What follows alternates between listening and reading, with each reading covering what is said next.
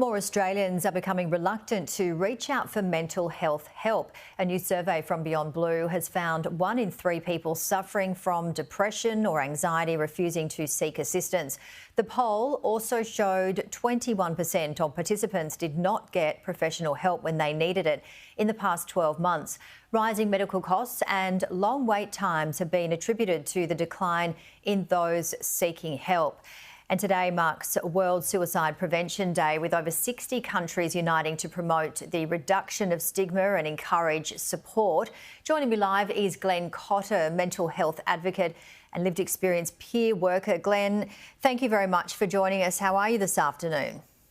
I'm very well, Janie, and thank you for the invitation. It's a pleasure. So thank you for sharing your story, not only with our viewers today, but as a lived experienced peer worker. What is it about your story, other people's stories, getting the messages out there to people and how it really helps others? For me, that as a lived experience and somebody who has been through periods of suicidality and was lucky enough to be able to find the strength to reach out for help, to me, it's about encouraging people to ask for help and to understand that, if we're not feeling well, if we are feeling those periods of mental distress, that there's people out there that do care, there's services out there that really want to help us. It's okay to reach out and to ask for help. It's something that we really need to do. Yeah, absolutely. Tell us, Glenn, about when you reached out for help and what it really meant for you. Well, for me, it's over 5 years now since I was at my rock bottom, and seriously in a very, very dark place. And I did have one mate that would constantly, fairly regularly, give me a ring and just check in to see if I was okay, and would do that because he hadn't seen me around or my behaviour wasn't what he viewed normal. And he'd ring me constantly and ask me if I was okay. And like all average Australian men, I'd always say, yes, I am, because that's what we do. And he rang me one day and really I wasn't okay. And I was actually scared for how I was feeling. And when he asked me, are you okay? I actually had to sit there and say, mate, actually I'm not. And I'm really not. And that was the hardest thing I've ever had to do, to actually admit that I needed help. And his reply was very simple. He said, well, mate, I'll come round and we'll go and have a cup of coffee and we'll sit and talk. And for me, it was just the fact that he would come and sit and talk. No judgment, no advice, no trying to ask me what was wrong with me or anything along that clinical line. He just wanted to talk. And in doing so, he just sat and listened and allowed me to talk. And for me at that point, it was probably the first time I'd heard myself saying a lot of the things that was on my mind. And just to hear myself say that and to feel that was incredibly powerful for me, and it made me realise that there were people out there that cared. Because when we are in that dark space, when we're in that black hole, we don't see what's around us. We just see the hopelessness of it. So to ask for help and to get help that was very non-judgmental and very encouraging to just seek some help but not try and direct me was really, a lifesaver for me. And I mean that literally, that without that sort of intervention and help, I definitely doubt that I'd be sitting here today having this conversation with you, Janie. Glenn, thank you for sharing that to us, because it's so important and it must be really hard. But I know that you do this work to really try and help people. Your friend just sounds amazing, and hearing you talking about that, how your friend kept persisting. Are you okay? Are you okay? And then it wasn't not until you got to that point when you were comfortable saying that you're not, But then also what you said was really interesting as well about your friend didn't judge you. He just sat there and you had the drink and it was just being heard. That's a big thing, and that's one thing that, as humans, we're really not very good at, is listening. When somebody sits down and starts to tell us something, our human nature is we want to fix, we want to help. So we tend to jump in and try and give them advice, where realistically what I needed was just somebody to hear me. And we need to learn to listen better.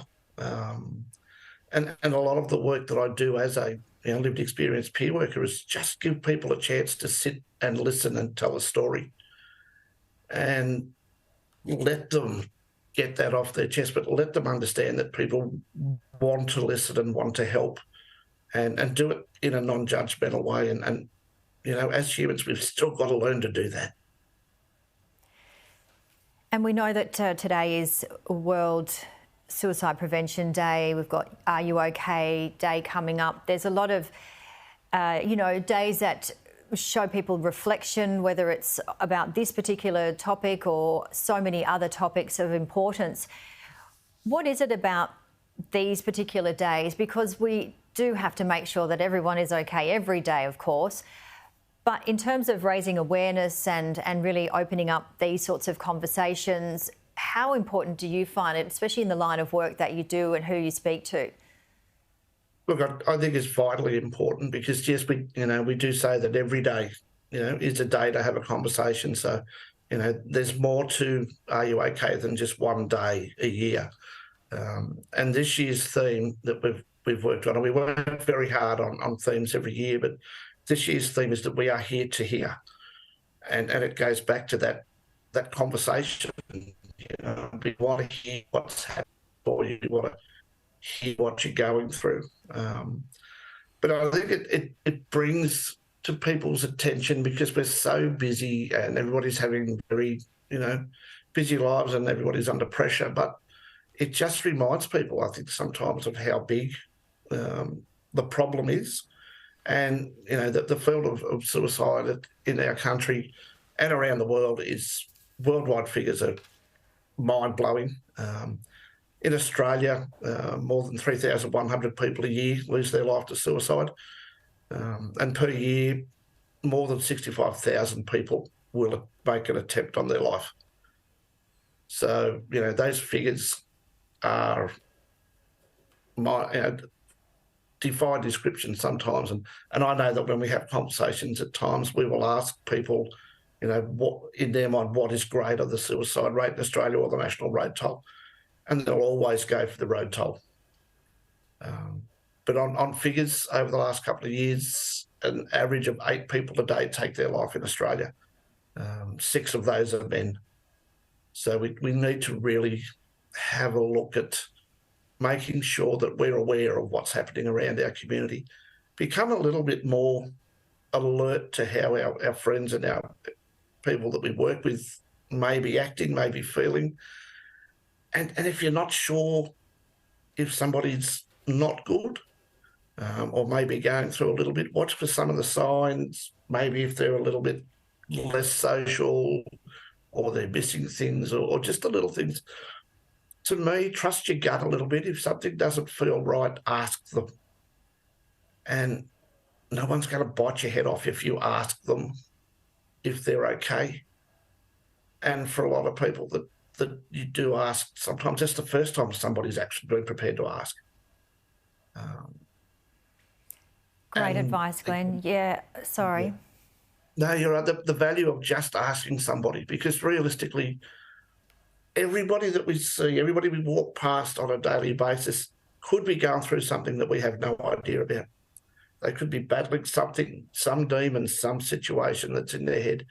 And you simply smiling to somebody or asking them or saying good morning, maybe the first kind thing that someone's done for them for days. It just shows them that someone cares. So, just remember that, be kind to people. Because every one of those 3,100 statistics or figures or, reports that go through our big bodies. Every one of those is a mother or a father or a son or a daughter or a friend. Every one of those 3,100 figures is a person, and we could never forget that. No, absolutely not. Glenn, thank you so much for sharing your story and some really, really valid advice there that you've given us. We really appreciate, and all the very best to you. A pleasure, Jodie. Take care and look after yourself. You too. And if you or anyone you know is feeling distressed, please call Lifeline on 13 11 14.